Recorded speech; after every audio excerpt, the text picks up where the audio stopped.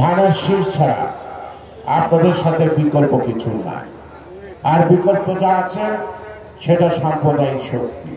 আর এই সাম্প্রদায়িক শক্তি যদি দেশের মাথা চাড়া দেওয়া ওঠে তাহলে কি হবে কিছুদিন যাবৎ বুঝতে পারতেছেন।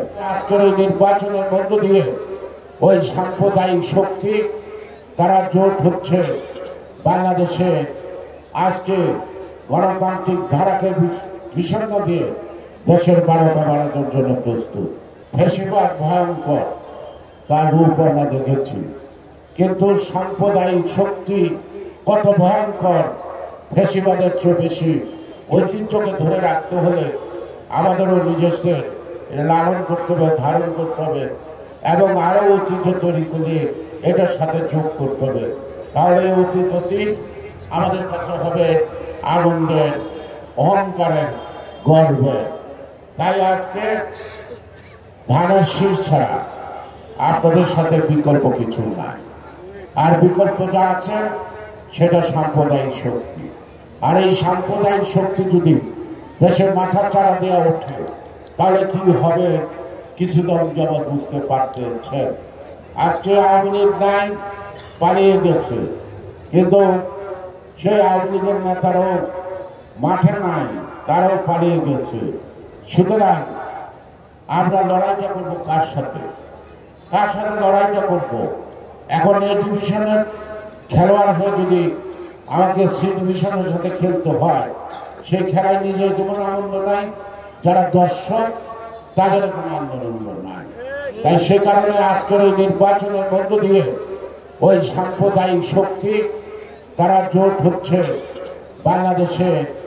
আজকে গণতান্ত্রিক ধারাকে বিষণ্ণ দিয়ে দেশের 12টা বাড়ানোর জন্য প্রস্তুত।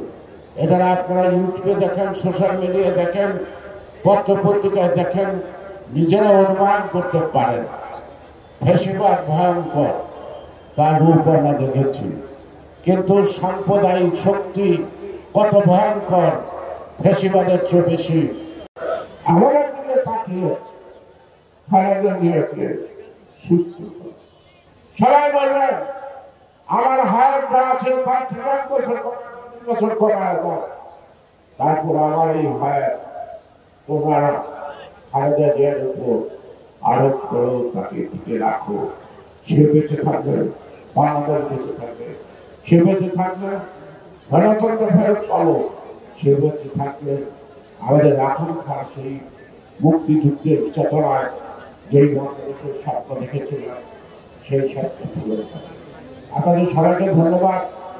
বাংলাদেশ জিন্দাবাদ, ধানের শীষ জিন্দাবাদ। আবার বলবো সারা বাংলার ধানের শীষে থাকবো না মিলেমিশে। এবং দলীয় মধ্যে মতবিরোধ থাকতে পারে, মতবিরোধ গুলোই ঘরে বসে মিটে ফেলেন।